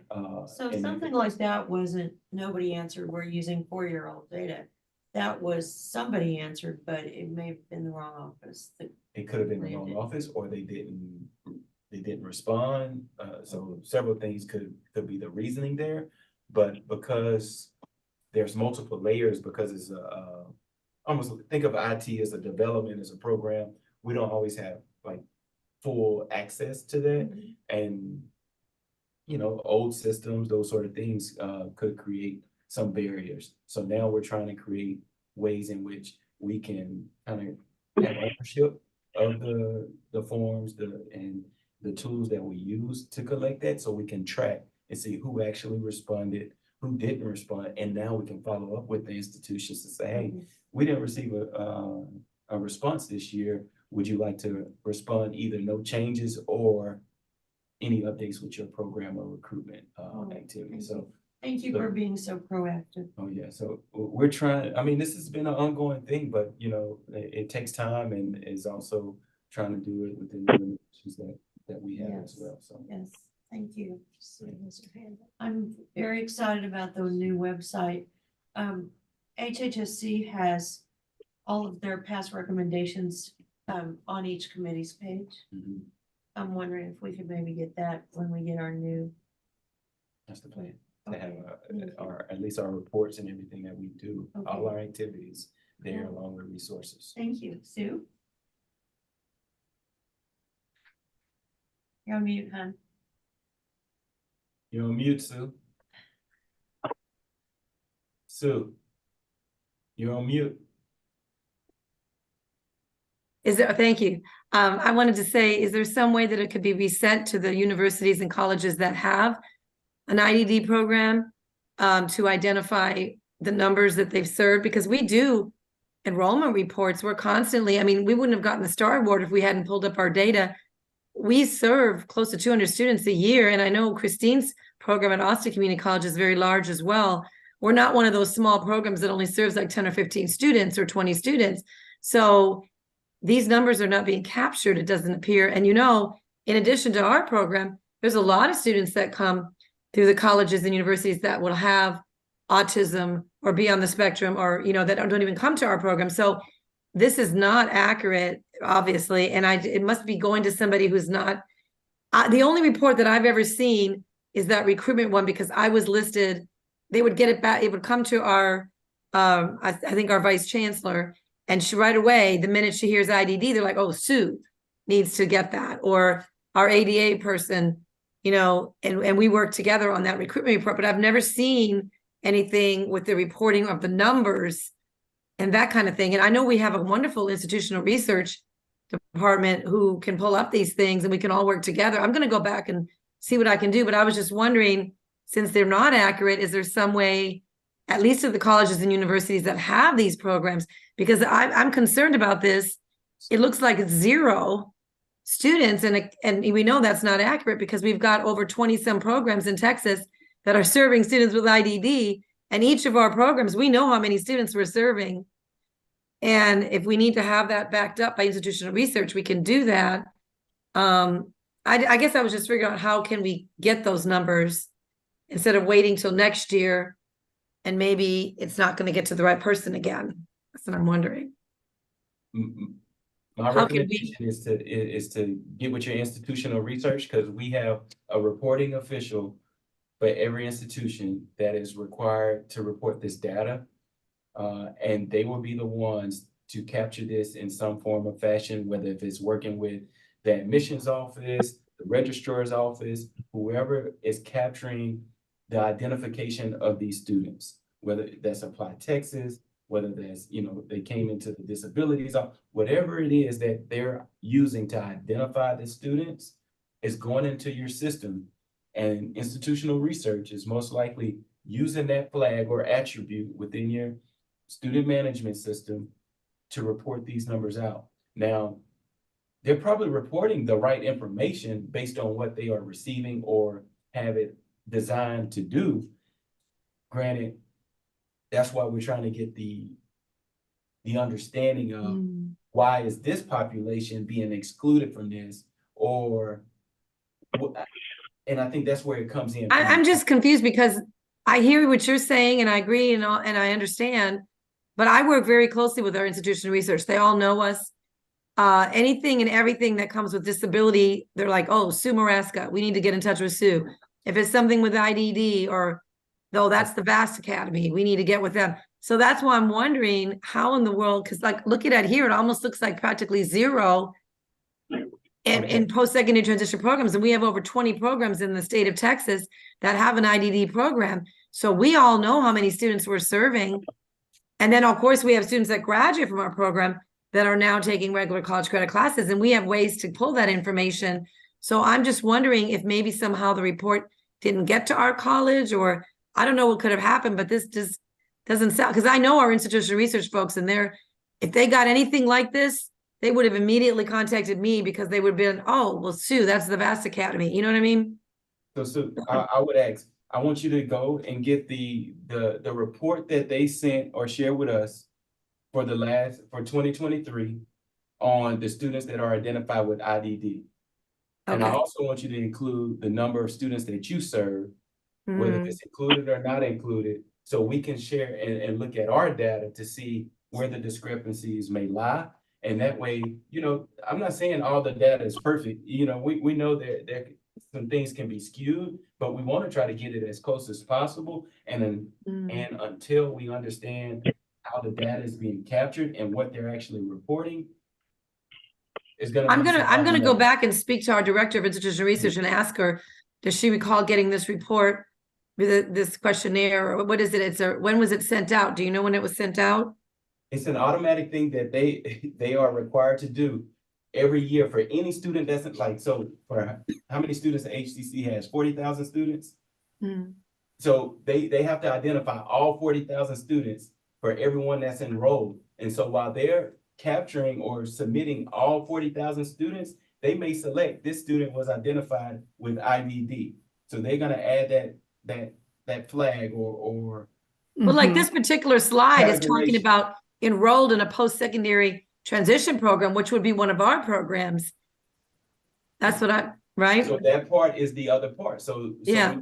So when you guys, the student A comes across their screen to report to the coordinating board that they are enrolled at HCC, they have a list of questions that may follow, and it's gonna say, hey, does this student have IDD, AD, or autism spectrum? Yeah. Are they in a transitional program? So it's up to them to identify and make sure they make the selection appropriately. And I'm just trying to figure out what could have happened, because Christine, I mean, you have a large program as well, and there's no way with Austin Community College and Houston Community College alone, we should be up in the. That's over 300 right there, because we have Yeah. over 100. Yeah. Yeah, that's almost 300 So probably. this right doesn't make sense to us. That's why I want to get it right, So Christine, is that 300 identified in continuing ed, or is it general population? So that's the other piece. If it's just general population, let's think about those numbers versus what you actually serve, because we already know, we think that there may be a disconnect in what's actually being reported. And so if that's the case, how do we transition to make sure we capture that? And I think that's the underlying question here. Absolutely. And I know ours we now send all of our students info to SAS, and they input it into the system for us. They've taken over that disability documentation and all of that for us, which is so wonderful. But so I know that the other side does have the information, but why is it not? I don't know, but we do need to find out why. But that is weird. Right. Because we're in PeopleSoft and we pull data all the time to show how many students enrolled in our program, how many students are taking certificate programs or have completed degrees. And if they're only going through ADA, it's only going to be those registered with the ADA. Our students don't register with ADA if they're in our program.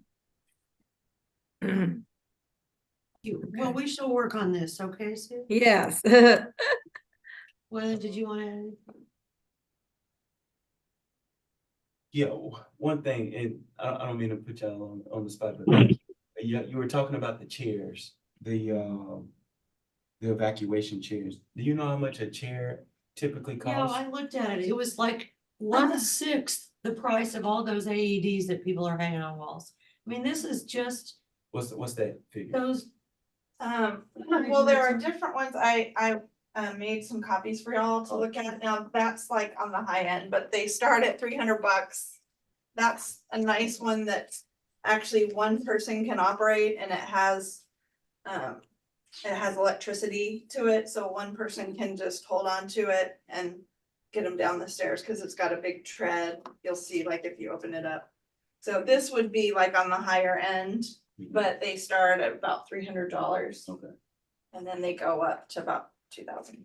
I looked up AEDs, which the world has purchased. They run from $1,500 to $4,500. So we're talking about something much simpler.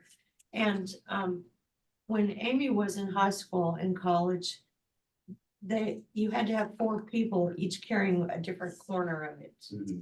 And so this is much Those better are the because old it's a style. one person kind of thing. And that was, if you don't mind if I can speak for just a second.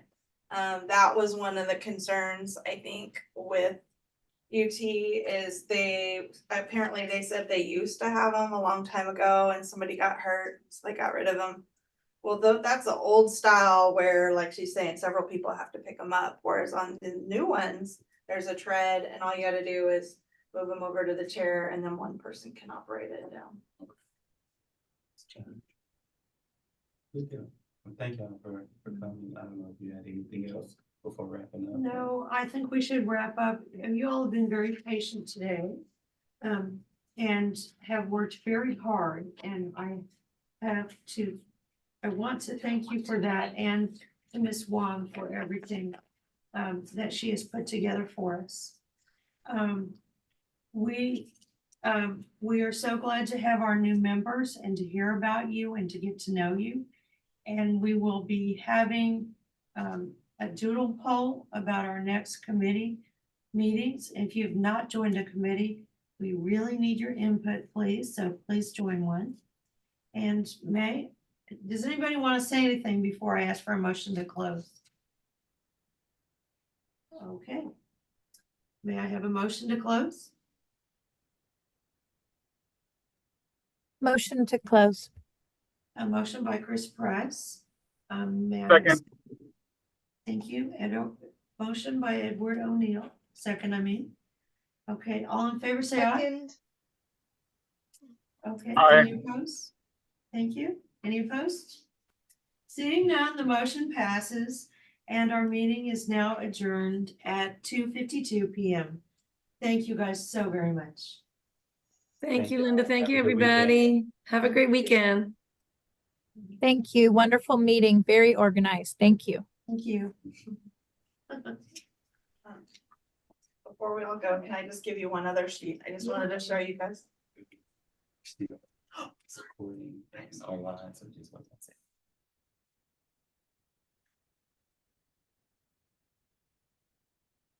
I just left my Zoom. Is that okay?